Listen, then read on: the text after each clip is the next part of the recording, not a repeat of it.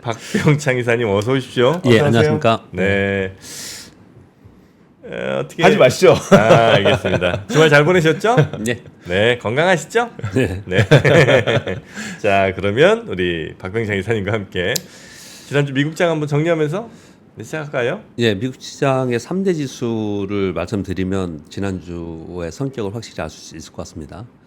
다우존스 산업지수는 일주일 내내 5일 연속 하락했습니다. 5일 연속 내내. 그래서 2.68% 하락을 했고요. 상대적으로 나스닥은 하루 제외하고 4일 연속 상승했습니다. 이번엔 또 바뀌었네요. 얼마 전까지만 해도 다우만 오르고 나스닥 안 그래서 오르더니. 이제 말씀을 좀 드리기를 나스닥이 제일 깊게 하락 변동성이 있었고요. 제일 마지막으로 신고 지수를 경신하는 흐름이지 않을까. 우리 뭐 그런 얘기를 좀 나눴지 않습니까? 결국은 그렇게 됐습니다. 일부 종목 강세로 인해서 나스닥이 가장 마지막으로 신고 지수를 경신하면서 3대 지수가 다 경신을 순차적으로 한 겁니다. 네.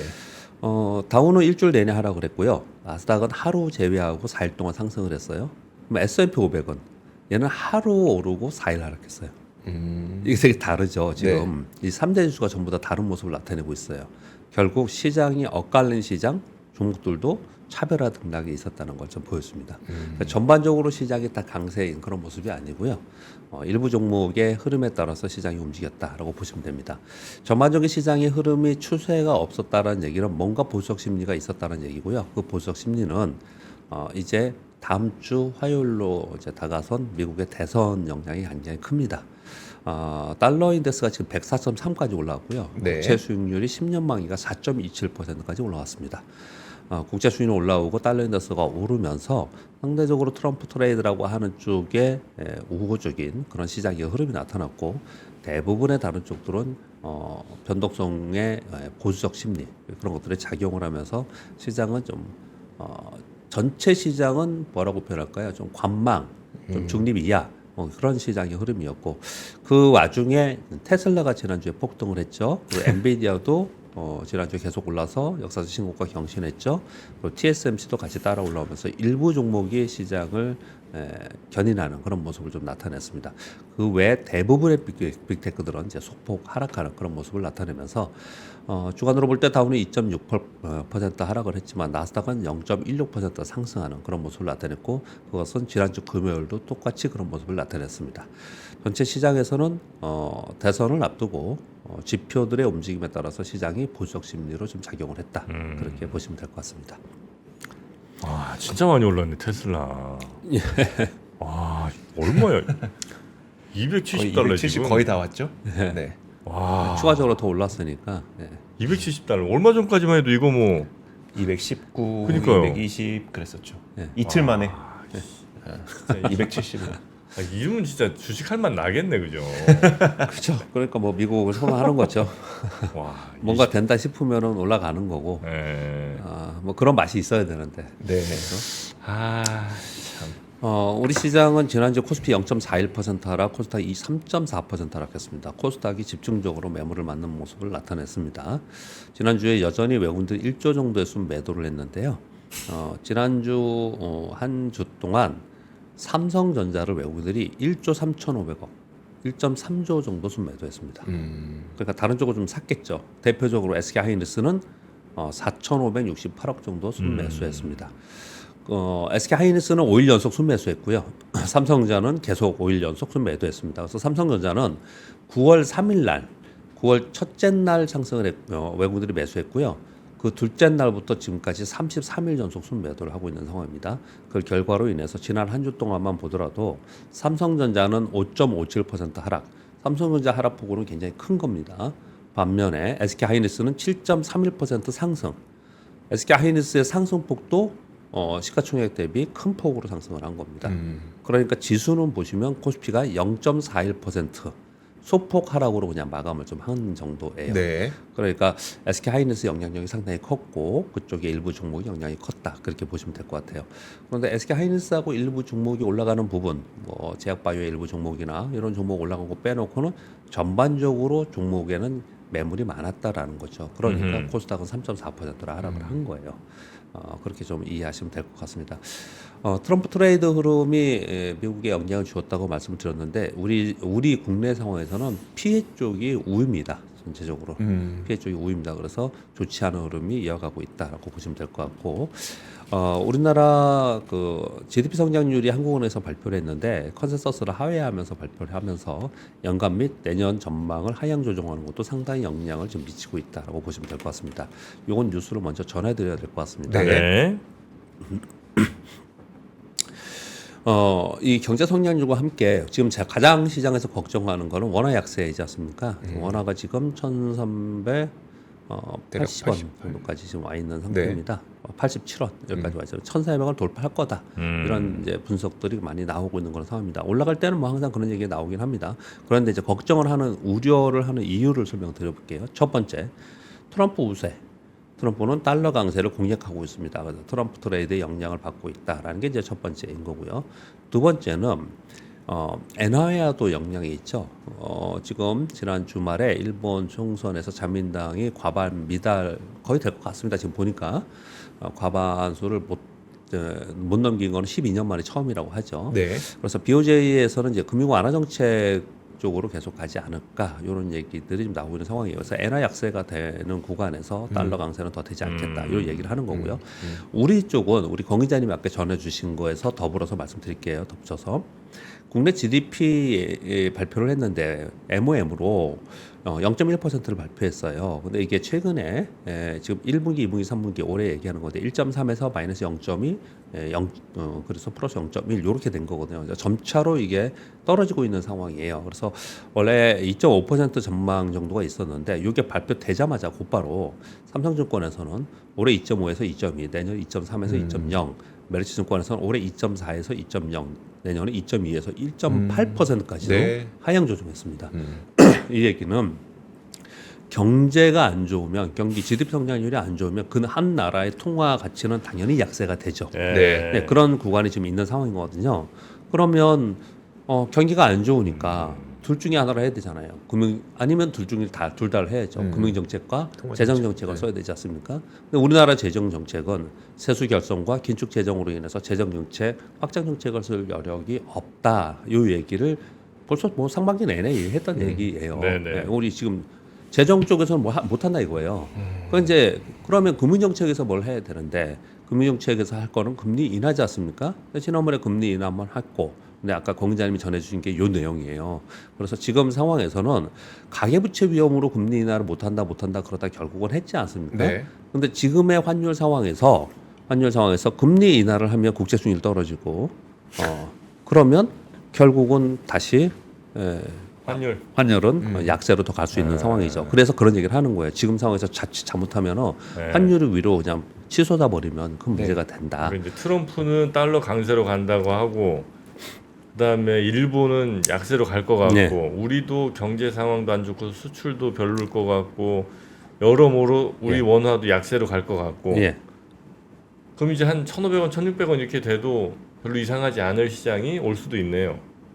너무 그렇게 높게까지 보신 것 같습니다. 환율이니까 지금 이제 1,400원 위로 가느냐 마느냐 지금 1,400원 다 왔던데. 하는 얘기. 근데 그렇게 이 환율 이 거시 지표들은 그렇게 한 방에 크게 움직이는 텐트럼이나 위기가 발생할 때 그런 거고, 아니고. 1,400을 넘기는 것만 하더라도 굉장히 시장에서는 걱정도 많이 하고 굉장히 우려스럽게 그걸 쳐다볼 겁니다. 근데 그런 가운데 이제 금리 인하 정책을 할 수 있느냐 없느냐 이걸 가지고 굉장히 지금 논란이 많은 거예요. 근데 약간 다행스러운 부분은 우리 마지막 금통위가 11월 말에 있습니다. 네. 그러면 이제 미국의 대통령 선거가 끝나고 5일이니까요. 네. 약간 시간이 있죠. 그 사이에 환율이 어떻게 되는지를 좀 지켜보면서 할 가능성이 좀 있겠죠.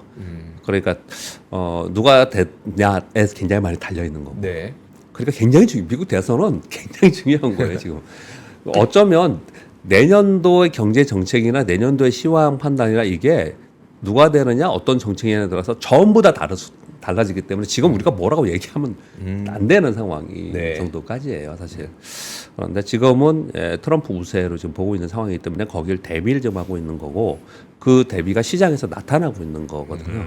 이런 부분이 됐을 때 우리 진짜 진퇴양난이 된다 어려운 상황이 되지 않겠냐 이런 얘기들이 걱정을 많이 하고 있는 상황입니다. 네. 그래서 환율이 여기서 더 올라갈 거로 생각하면 외국인들이 더 공격적으로 팝니다. 그래서 외국인들의 수급을 계속해서 지금 팔고 있지 않습니까? 네.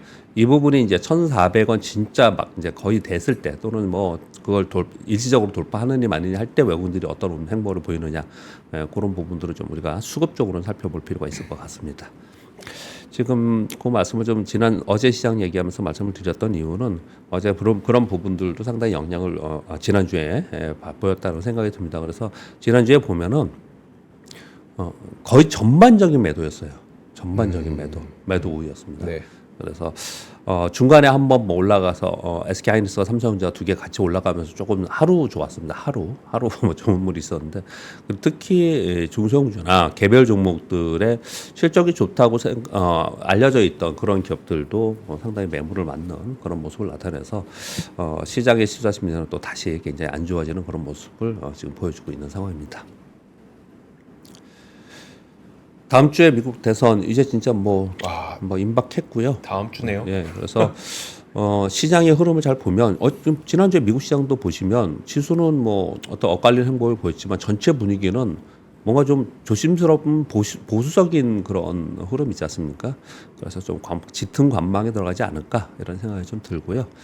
그리고 다음 주에 있을 이제 중국의 전인대의 상임위원회, 이것도 아마 그 대선의 결과에 따라서 조금 어감이 달라질 것 같은데, 네. 아무튼 이것도 시장에서 굉장히 관심을 많이 갖고 있고요.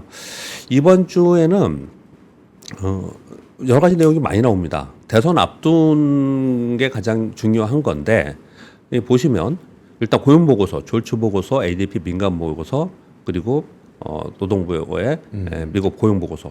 고용 보고서가 이번에 전부 다 나오고요. 네. 고용 보고서는 어떻습니까? 고용 보고서는 너무 좋게 나오면 금리나 동결되겠다, 안 되겠다, 뭐 이런 얘기를 할 거고, 고용이 또 너무 안 좋게 나오면은 경심세 얘기 나올 거고. 그래서 이래저래 이거 크게 움직이면은 시장은 이걸 빌미로 좀 하락 개연성이 있는 그런 내용들이 좀 있고요. 그리고 이제 PC가 발표가 되는데. 요즘에 물가 지표는 아주 크게는 아닌 거라고 생각이 좀 듭니다. 네. 아무튼 요게 있고요. 그리고 이번 주는 이제 사실 이거보다도 두 가지 키워드죠. 하나는 대선 전주이다. 네. 하고 두 번째는 S&P 500의 3분의 1이 이번 주에 실적 발표를 다 합니다. 보시면은 AMD, 알파벳, 비자, 캐터필드, 마이크로소프트, 우버, 아마존, 애플, 인텔까지 전부 다 이번 주에 발표를 합니다. 그래서 이번 주에 예. 지난주에 우리 봤지 않습니까? 뭐 테슬라 실적 좋다고 그러니까 막 급등하고 네. 어떤 거 안 좋다고 그러니까 같은 섹터에서도 막 급락하고 네. 스타트는 좋았어요. 스타트는 은행주들이 실적 좋다 그래서 올라가고 그랬지 않습니까? 그 이제 또 주춤하고 있긴 하지만 그러니 실적 발표 시즌에서는 뭐 섹터가 문제가 아니고 그 개별 기업의 실적에 따라서 또는 가이던스에 따라서 급등락하는 모습이 나타나고 있으니 전체 시장은 다음 주에 대선이야. 그리고 요번에 중요한 기업들의 실적 발표가 있어. 그럼 실적에 따라서만 그냥 시장 움직이고 시장은 관심 없는 거예요 지금. 네. 예, 관망. 예, 그렇게 이번 주는 지나가지 않을 거라고 생각합니다. 캐터필러 괜찮을 것 같은데요. 그래요? 그 동안에 계속 좋았습니다. 아, 그래요? 캐터필러도 좋았고요. 아마존도 좋았고 일단 소비나 이쪽이 좀 좋았습니다. 그러니까 경기에 관련된 거 의외로 굉장히 좋았어요. 그러니까 다우존스 산업지수가 물론 은행주가 좋긴 했지만 그쪽에 보면은 이제 신고 지수도 내고 그러지 않습니까? 근데 요번에 발표가 되면서 가이던스 굉장히 중요하게 봐야겠죠. 네, 그렇게 보시면 될 것 같습니다. 필러 느낌이 좋아. 뭔가 그리고 트럼프 이미지랑도 잘 맞아요. 캐터필러의 트럼프가 막 정서는 그렇죠. 그렇죠. 그리고 뭔가 막 인프라 같은 것도 인프라, 예. 많이 깔 것 같아서 예. 내가 볼 땐 캐터필러 괜찮습니다. 추천은 아니고요, 여러분. 우리 시장 그냥 한마디로 이렇게 표현을 드리겠습니다. 워낙 지금 심리적으로 취약하고 유동성 빠져나가고 있고 좋지 않은 상황에 있습니다. 뭐 삼성전자가 일주일에 5% 이상 빠지고 있는 상황이기 때문에 우리 시장은 벌써 지금 이번 주에 얘기하면 3주째 얘기하는 것 같습니다. 우리 시장은 미국의 대선 후 그리고 우리는 정책 확정 후 뭔가 심리적인 개선 모멘텀이 필요하지 이 상태로는 뭘 진짜 빼도 막도 못하고 아무것도 못하는 그런 상황이에요. 그래서 우리 시장은 이걸 좀 기다리면서 버퍼를 만들자는 표현을 자꾸 드리고 있는데 네. 그 버퍼를 만들면서 그 이후에 우리는 뭐 액션을 좀 취해야 되지 않을까 그런 생각을 좀 합니다. 네. 좀 안타깝지만 그렇게 뿐이에요. 우리 시장은 네네. 상황이 그렇게 대응할 수밖에 없는 그런 상황인 것 같습니다. 뉴스를 몇 개 좀 볼까요? 예, 1번, 2번, 3번 뉴스 이렇게 보면요. 다 트럼프 얘기 되게 많고요. 요즘 환율 얘기 제일 많습니다. 1번, 2번, 3번은 다 비슷하게 그런 얘기입니다. 트럼프 재집권에 대한 우려로 유럽연합에서는 긴급회의를 지난번에도 한번 제가 말씀드렸어요. 지난주에 그랬는데 이번에 또 다른 회의입니다. 이거는 EU 고위 관리들이 트럼프 재집권에 대비해서 긴급회의를 소집한다 이런 얘기가 있었는데 핵심 주제로는 우크라이나 문제와 관세 문제인데 관세도 굉장히 걱정하면서 보도들이 요즘 많이 나오고 있는데 더 많이 이제 걱정을 하는 것은 우크라이나에 대한 걱정 한 부분하고요. 전 그냥 지원 안 하고 그냥 끝낸다라고 자꾸 그렇게 얘기를 하고 있으니까 공약 자체가요. 네. 이 부분하고 유럽은 더 걱정스럽겠죠. 이건 유럽적 얘기니까요. 또 하나는 급격한 변화에 대한 우려를 하고 있다. 이런 얘기를 좀 하고 있는 상황인 거거든요. 그런 가운데 트럼프 트레이드가 그동안에 진행이 계속 됐지 않습니까? 그래서 스탠다드 차터스에서는 최근의 달러 강세는 트럼프 승리에 베팅을 하고 있는 수급적 요인이 상당 부분 있다. 대부분의 애널리스트들은 트럼프 재선 시에 고관세, 시장 변동성 확대, 안전자산 선호 쪽으로 기울어져 있기 때문에 이쪽 방향으로 계속 베팅을 하고 있는 상황이고 결국 트럼프가 만약에 승리한 이후에이라 하더라도 만약에 트럼프가 진다면 차익 실현 더 나올 거고 네. 만약에 이긴다 하더라도 차익 실현의 여지가 좀 있지 않냐 요 얘기를 하거든요. 네. 그래서 아까 말씀드린 대로 우리나라 한국은행에서는 그래도 이게 끝나고 나서 네. 그 흐름을 좀 볼 시간적 여유는 조금 있어요. 그래서 환율이 좀 안정화되고 또 그렇다고 된다면 금리 인하에 대해서 또 다른 얘기를 또 할 수도 있겠죠. 근데 지금은 좀 걱정스럽다 이런 얘기를 좀 하고 있기 때문에 뭐 이런 부분들이 실제로 어떻게 움직이는지 시장에서 보셔야 되고요. 이 부분은 전체적인 거시경제가 아니다 하더라도 우리나라 개인 투자자분들이 미국 국채를 엄청 많이 샀어요. 엄청 많이 보유자가 엄청 많습니다. 네. 그래서 트럼프가 되느냐 안 되느냐 그리고 트럼프가 됐을 때 만일 된다면 이 정책을 계속 고수하면서 유지 가느냐. 네. 그래서 국제 수익률이 올라가고 달러 강세가 되면은 그러면은 어쩌면은 뭐랄까요 그 아예 가격에서도 금리의 문제가 아니고 네. 그러니까 배당 그러니까 우리가 채권을 하면 채권 금리를 받는 거잖아요. 그래서 금리의 문제가 아니고 채권 가격에서 좀 걱정을 많이 하고 있는 것 같아요. 그래서 그것도 몰라요. 우리는 지금 누가 되느냐, 어떤 정책을 쓰느냐에 따라 달려 있기 때문에 상당히 전 세계적으로 관심이 많은 부분이다. 이런 얘기를 좀 하고 있는 상황인 거고요. 네. 그런 가운데 엔화가 굉장히 중요한데 우에다 총재가 지금 이제 IMF와 월드뱅크 회의에 가 있는 상황인데요. 이번 주에 BOJ 통화정책 회의가 있거든요. 금리 인상은 없을 것이다라는 쪽을 좀 얘기를 하고 있는데 왜 그런 뉘앙스로 받아들이냐면 다음 정책 조치를 고려할 시간적 여유가 있다. 엔화 역사이지만 미국 경제도 포함해서 전체를 볼 필요가 있다. 이런 뉘앙스를 줬어요. 그 얘기는 이번에는 좀 넘어가지 않겠냐. 이런 의견들을 좀 내놓고 있는 그런 상황입니다. 대선도 있고 대선 직후에 FOMC도 있고 예. 그거 좀 그러니까 보고 우리도 보고 해야 하겠다. 되는데. 예, 그 얘기를 좀 하고 있는 네. 상황이에요. 이 얘기는 똑같이 우리도 그렇다는 얘기잖아요. 그렇죠. 전 네. 세계가 참 다 그렇다는 얘기입니다. 그러니 뭐 다시 말씀드리지만 시황에서도 우리 주식 시장도 채권 시장도 그렇고 다 그러니까 주식 시장도 당연히 정중동하면서 네. 이거 넘어가야죠. 네. 넘어가야죠. 그 안에 액션을 어느 한쪽으로 방향을 나는 트럼프가 이길 것 같아. 그래서 트럼프 트레이드 따라갈 거야. 이건 너무 지금은 현재 상황에서는 리스키하지 않냐는 네, 거예요. 네. 이미 많이 와 있는 달려온 상태고 그렇게 좀 설명을 좀 드리고 있는 거고요. 애플 CEO 팀 쿡이 중국 정부와의 회의, 당국자들하고 회의가 중국에서 있었던 것 같습니다. 그래서 중국 투자를 늘리고 공급망 개발에 기여하겠다라고 하면서 중국에서 애플의 발전, 온라인 데이터 보안 관리 및 클라우드 서비스를 논의했다고 합니다. 그러니까 중국에서 화답을 했습니다. 애플이 중국에서 입지를 강화하고 혁신에 투자하기를 희망한다. 지금 미국과 중국은 열심히 정치권에 싸우잖아요. 네. 근데 기업들의 행보는 그러니까요. 상당히 달라요. 그 다음 5번 뉴스도 똑같습니다. 5번 뉴스도 테슬라가 중국 데이터 센터 운영에 필요한 허가 신청을 냈다라는 거예요. 이게 무슨 얘기냐면 중국에서 통신 서비스 시범 운영 기업 그러니까 지원서를 받는데 거기 지원서에 제출했다라는 거예요. 네. 그러니까 이게 이번에 의미가 있다고 얘기하는 이유는 왜 그러냐면 중국의 공업정보화부에서 일부 지역에서 해외 기업이 데이터 센터를 소유하고 운영하고 정보 처리를 할 수 있도록 허가하겠다는 방침을 발표했어요. 네. 그리고 나서 통신 서비스 시험 운영 기업에 지원서를 제출하라 했더니 테슬라가 지원서를 제출한 거예요. 네. 왜 이랬냐? 이거 FSD를 위한 데이터 센터 설립을 위한 사전 작업이 아니겠냐라고 해석을 하는 거예요. 해석을 그렇게 하는 겁니다. 그러니까 대형 데이터 센터를 거기다 갖다 놓는다? 미국 기업이? 그럼 중국 정부에서 보면 당국에서 보면은 네. 당연히 그동안의 견제를 계속 많이 했고 또 미중 간의 뭐 헤게모니 싸움에서 맨날 보안 얘기를 하고 있기 때문에 네. 국방 얘기하고 보안 얘기하고 있기 때문에 쉽지 않겠죠 이게요. 근데 지금 애플도 그렇고 테슬라도 그렇고 중국하고는 이런 행동을 하고 있고 이걸 하고 있고요. 그러면서 표면적으로는 미국하고 중국과 막 싸우고 있고 정치권을 그러고 있는 그런 상황이에요. 얼마 전에 그 뉴스 한번 전해주셨었잖아요. 네. 그 미국 기업들의 중국 내 직접 투자를 제한할 것을 네. 그 선거 전에는 발표할 거다라는 모니터발 뉴스가 있었는데 그런데 딱 걸리는 그래요. 사안이지만 그럼에도 불구하고 계속 이렇게 진행을 하겠다 네네. 이렇게 얘기를 좀 하고 있는 거예요. 자, 이런 내용 좀 있었고요. 그리고 미국 재무부에서 사실 이런 제가 세밀하게 보지는 못했는데요. 네. 작년 12월에 IRA에 관련된 잠정 가이던스를 내놨는데 이걸 24일 날 최종적으로 확정 발표했다라는 뉴스가 좀 나왔습니다.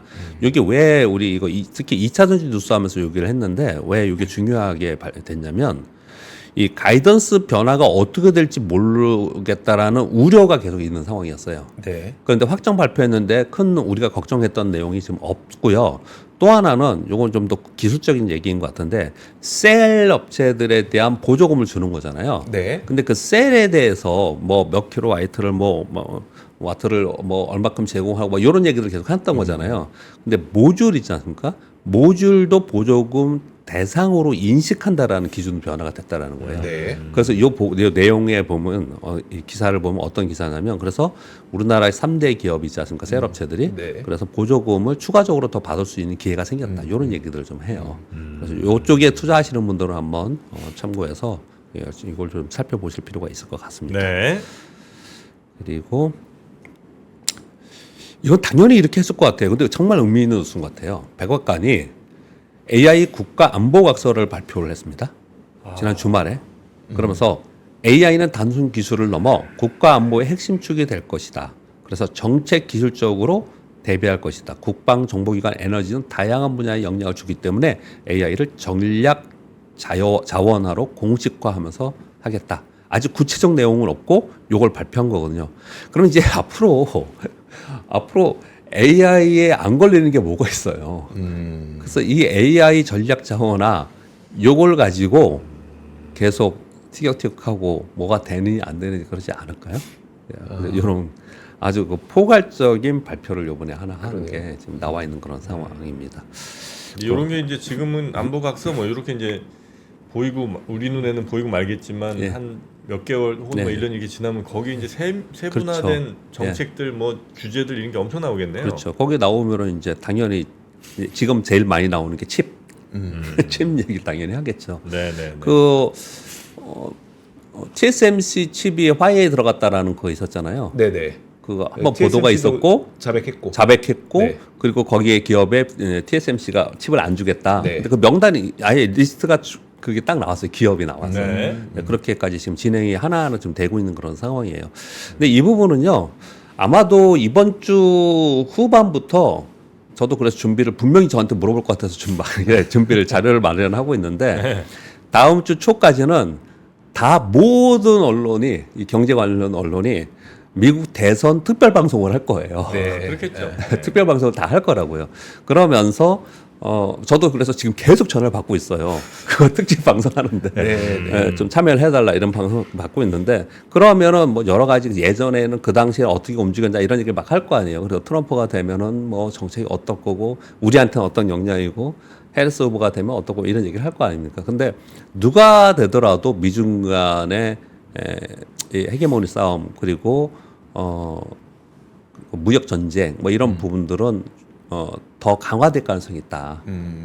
라는 게 보편적인 생각들이에요. 지금 자료들 다 나오는 걸 보면은 그렇거든요. 그래서 점점 그렇게 되어가고 있는 것 같습니다. 제가 학교 다니고 막 이제 사회에 진출할 때 그럴 때는 항상 공부한 게 글로벌리제이션 공부하고 세계화. 그래서 우리는 뭘 해야 되고 막 그렇죠. 이런 공부를 했는데 요즘에 학교 학생들은 아마 그런 공부 이제 안 할 것 같은데 보호무역주의에서 우리가 어떻게 해야 되냐 뭐 이런 거 할 것 같아요. 그러니까요. 네. 그러니까 시대에 따라서 어마어마하게 달라진 것 같아요. 갑자기 그 얘기하니까 또 생각나는 게 뭐냐면 저도 이제 경영학부에 다녔으니까요. 네. 일본 카이젠 뭐 이러면서 일본 경영 관리론 뭐 이런 거 엄청 공부 많이 했어요. 네. 아예 그런 걸 배웠어요. 일본의 경영 정책, 경영 관리 이런 걸 막 배웠거든요. 근데 일본이 그리고 나서 제가 졸업하고 나서 이거 참 꽤 됐으니까 잃어버린 20년 막 이게 있었잖아요. 네. 그러니까 일본 얘기는 지금 아마 아무도 안 배울 것 같아요. 지금 네. 그런 생각이 되게 많이 들어요. 그러면서 한 10여 년 전부터는요, 미국이 글로벌 금융위기를 겪고 나서 나스닥이 치고 올라가면서 빅테크가 생긴 이후로는 모든 대학에서 대학 뭐 경영 이쪽에 뭐 MBA나 이런 쪽에서는 하버드 트리븐 가지고 막 미국 가지고 공부를 계속 하고 있더라고요. 근데 이 얘기를 왜 말씀을 드리냐면 영원한 건 없고 그때는 맞다고 막 다들 그거 뭐 우기는 표현을 제가 쓰고 싶은데 그게 무조건 맞다라는 거예요. 네. 근데 지나고 나서 보면은 그때는 맞다 그래 놓고 지금은 아닌 게 있거든요. 근데 그때는 그러면은 그때만 맞았고 지금은 좀 아니야. 이렇게 설명을 해야 되는데 그렇지 않고 또 잊혀져 버려요, 또. 그리고 지금은 또 지금 맞다는 것 갖고 막 얘기를 하잖아요. 그런 것 같아요. 네. 세상이 그런 것 같다는 생각이 그냥 좀 들었습니다. 요 얘기를 하면서 자꾸 그런 생각이 드는 게, 야, 이게 간단한 문제가 아닌 것 같다. 네. 앞으로 이걸 가지고 얼마나 또 많은 얘기를 할까, 얼마나 또 서로 각축전이 벌어질까라는 생각들이 많이 듭니다. 근데 우리가 여러 부분에 못 끼고 있어요. 이 부분은 AI 쪽 특히 많이 못 끼고 있고요.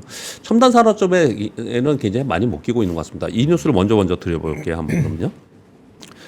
뉴스가 여기까지뿐이 없구나. 10번 뉴스부터 먼저 말씀을 드리면요. 네. 요번에 그 9월에 중국 자동차 공업 협회에서 발표를 했는데 9월에 자동차 판매가 210만 대 정도가 팔렸대요. 근데 거기에 신에너지사의 리테일 판매만 얘기하는 거예요. 115만 대예요. 침투율 52.4%. 절반 넘었네요. 네. 52.4%. 전년비 전기차 판매는 47.3% 늘었고요. 내연차 판매는 20% 감소했다라는 거예요. 그래서 이 타이틀 제목이 뭐냐면 중국은 캐즘 없는 성장세. 중국에서는 내연차 종말의 시계가 속도전 다가오고 있다. 이렇게 표현을 하거든요. 네. 그래서 이거 보면서 야 이거 그러면 이 전기차 다른 국가들은 다 캐즘이니 어쩌고 유럽은 경기가 안 좋아서 약간 후퇴한 거예요. 네. 제가 보기에는 유럽은 어떤 특징을 가자면요.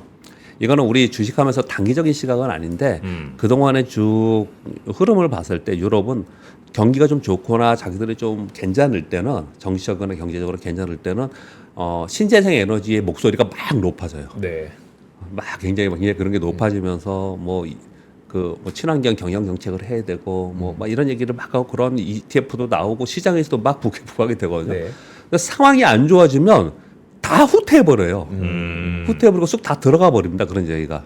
그러면서 다시 예전에 좀 그게 신재생 에너지가 아닌 뭐 화석연료 이쪽에 조금 더 부각되고 막 이런 구간이 좀 오거든요. 네. 요즘에 좀 가만히 보면 그런 게 많이 있잖아요. 그래서 지금 아무튼 이 전기차 부분도 캐즘이라는 것들도 미국은 트럼프 후보가 될 가능성이 있고 뭐 여러 가지 얘기 경제도 그렇고 둔화될 것 같고 유럽은 워낙 그랬고 그러고 있는 사이에 우리도 거기에 영향을 많이 받잖아요. 우리 미국 진출, 유럽 진출이 많으니까. 근데 우리 캐즘을 같이 겪고 있는 거잖아요. 네. 근데 중국은 안 그렇고 있다라는 거예요, 지금. 중국은 혼자 막 치고 가고 있다는 거군요. 네. 그러면 이 싸움은 나중에 어떻게 될까요?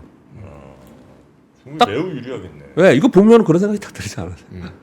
근데 그 정도로 중국이 전기 생산이 괜찮은 모양이죠. 제가 거기까지는 또 다시 또 자료를 보고 좀 해야 될 근데 것 전기차가 같은데요. 이 정도로 막 빨리 침투하고 네. 거의 이제 메인 된 거잖아요. 네, 그렇죠. 메인이 완전히 되는 거죠. 네. 이 정도면 전기 사용량이 어마어마할 텐데. 그럼 이 얘기는요, 중간에 망하는 것도 있고 뭐 여러 가지 문제, 지금 전기의 문제도 전력의 문제도 있고 여러 가지 문제들이 있겠지만 예. 그런 문제를 차치하고 그런 걸 다 포함해서 뭔가 그래도 거기서 망하는 데도 있고 흥하는 데도 있고 그러면서 거기서 계속 발전해 나가고 있다는 거잖아요. 네. 그렇게 우여곡절 끝에 시행착오를 겪으면서 발전하고 있는 한 축하고 네. 우리는 캐즘이라고 멈춰 있는 축하고 이게 경쟁이 되겠냐는 거예요. 그냥 이 뉴스를 보면서 이거 그냥 답이 나오는 거다 이건. 그런 생각이 들더라고요. 제가 오늘 뭐 다른 얘기들을 쭉 드리면서 AI 얘기하다가 이것까지 지금 얘기를 하게 됐는데 멈춰져 있으면 그냥 안 되는 거예요. 그렇죠. 경제를 가만히 보면. 우리는 특히나 주식 투자를 하는 사람들이잖아요. 주식 투자를 하는 사람들은 미래 성장 스토리에 투자를 하는 거거든요. 네. 근데 그 성장 스토리가 보이지 않거나 성장 스토리가 보이지 않는 국가, 기업, 뭐 섹터에는 우리가 투자하지 않아야 되는 게 맞는 거거든요. 사실 보면은.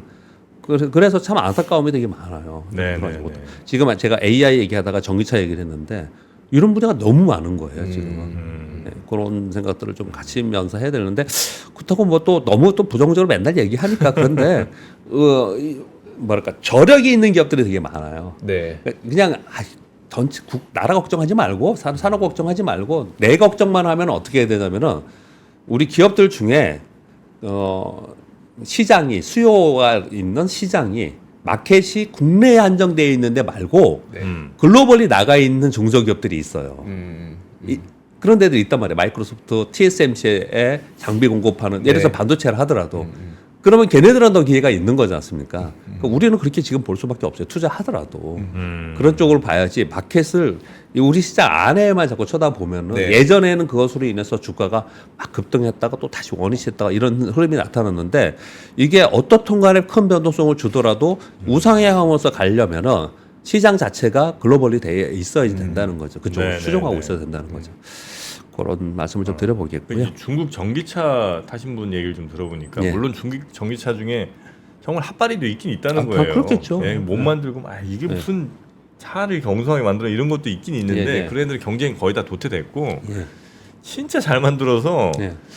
테슬라가 중국 전기차보다 더 나을 게 굳이 꼽자면 FSD 하나 정도 말고는 하드웨어적으로는 이미 다 제꼈다고 그러더라고요. 글쎄 뭐 그건 저는 들어보진 못했고 그렇긴 했는데 네. 그냥 제가 말씀드리는 거는 많은 기업들이 거기는 2차 전지 기업들이 망했어요. 네. 왜냐면 워낙 많으니까 네. 그쵸, 경쟁이 많은 기업들이 워낙 많고 많으니까. 전기차 기업도 망하고 막 네. 그런단 말이에요. 폐업하고 그런데 그런 와중에 살아남는 기업들은 얼마나 좋아지겠냐 그런 거죠. 이거는 당연할 것 같은 거예요. 네네네네.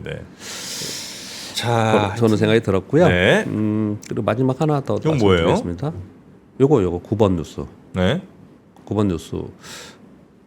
그 모건 스탠리의 아시아 지부 쇼킴 한 달 만에 전망을 수정했습니다. 근데 아주 재밌어서 읽어드리겠습니다. 아까 고민자님 잠깐 언급을 했죠. 네.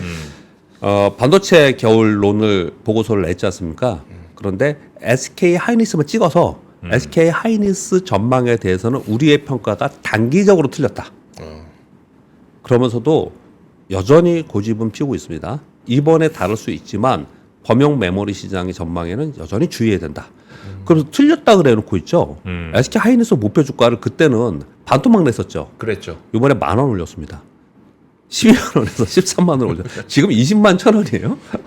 정확하게 뭔지 모르겠는데 뭔가 이렇게 얄밉네요. 12만 원, 13만 원으로 올렸어요. 그러면서 우리 그 IM증권에 제가 실명을 거론하지 않겠습니다. 네. 조금 우리 반도체 시장에 힘들다라고 이쪽에서 많이 IM증권에서 얘기하셨죠. 그쪽에서 많이 하셨습니다. 근데 이쪽에서도 SK 하이닉스 타겟 프라이스를 상향 조정했습니다. 레거시 메모리는 둔화, HBM 경쟁력은 강세이다 여전히. 그래서 4분기에 SK 하이닉스 영업이익 7.8조 정도 전망을 한다. HBM 포함한 서버용 디램은 10% 정도의 가격이 오르지 않을까 이렇게 예상을 하면서 SK 하이닉스에 대해서는 이번에 3분기 실적 굉장히 좋게 나오니까 네. 여기서는 우리가 생각했던 것보다 좋구나 이쪽은. 그래서 이쪽은 괜찮게 본다. 그런데 반도체 전체는 여전히 안 좋게 본다. 이렇게 두 가지의 내용들이 좀 나와 있는 그런 상황이었습니다. 네. 자, 여기까지 하고요. 마지막 그냥 이거 아까 정프로님이 제가 밖에서 들으니까 우리 환율 문제. 네네네. 아니 다 그 원화를 달러로 바꿔가지고 달러 베이스의 상품을 다 사는데 주식만이 아니고 다 사는데 당연히 원화 약세가 더 가속화될 수 있는 거잖아요. 그렇죠. 근데 그걸 제가 이거 네이버 카페 오르비스 투자자분의 추천은 여기 밝히겠습니다. 이분들이 이걸 자료를 해놓은 것 같은데 이게 뭐냐면요. 국내에 있는 해외 ETF들이에요. ETF들인데 보시면 2023년도에 7천억 정도였어요. 올해 얼마냐? 지금 10월 24일 기준으로 9조 3천억. 9조 3천억이라는 거예요. 아, 단위가 달라졌네요. 예, 9조 3천억이에요. 13배쯤. 13배네요. 그러니까 9조 3천억, 그러니까 9조 원 넘게 거의 10조 가까이 이 ETF를 샀다면 이 ETF에는 종목들이 다 미국 주식이란 말이에요. 아. 그러면 다 달러로 바꿔서 미국 샀겠죠. 네. 근데 이거는 간접 투자인 거예요. 직접 투자하는 사람 어마하게 많습니다. 그렇죠. 예. 그럼 우리가 환율 방어하기 위해서 한국은행에서 이번에 뭐 얼마 썼다 뭐 몇 조 썼다 이러잖아요. 네. 이거는 진짜 비교가 안 돼. 한국은행 못 당할 거라고요. 그러니까 정말 이 영향을 많이 받는 거예요. 그러니까 좀 그런 말씀하시길래. 네네네네. 야, 어마어마. 확실히 이제 한국 시장에 이제 실망하시고, 그죠? 미국 시장 가시는 분들이 이만큼 늘었다는 건데. 근데 직접 투자 안 하시는 분들도 국내 ETF들 이렇게 많이 하신다는 거잖아요. 얼마 전에 중국이 경기 부양 정책하면서 중국도 ETF들 엄청 샀습니다. 또 사람들이요. 네, 그러고 있는 상황인 거죠. 정책 차원에서 산 거잖아요. 다른 것들은 다 구수주의, 지역 패권주의로 갔는데 네. 주식시장은 자본시장은 소위 세계화 글로벌리제이션 돼서 우리 안방에서 헤드폰 하나로 다 되는 거니까 이거는 어떻게 될 수가 싸움이 안 되는 거죠. 네. 아 근데 좀 많이도 샀지만 수익률 연초 대비 수익률 보니까 엄청나죠. 다 벌었네. 네. 그러니까 다 사지. 아니 뭐 40% 뭐 30% 50% 뭐 이렇게 버는데 뭐 예. 채권만 조금 뭐 손해 난 거 있고. 그렇죠. 네. 와, 이 정도면 할 만하네 진짜. 그러니까 돈은 눈에 있어서 수익이 있는 곳으로 가죠. 자, 여러분의 돈도 수익 찾아 잘 가고 계신지 한번 체크들 해보시고요. 오늘은 이 정도로 마무리할까요? 예. 네, 이사님 대단히 감사하고요. 내일 뵙겠습니다. 예, 감사합니다. 감사합니다. 삶의 격을 높이는 9가지 지혜를 함께 나눕니다. 위즈덤 칼리지 시즌 2 영상 아래 링크를 클릭하시면 자세한 내용을 확인하실 수 있습니다.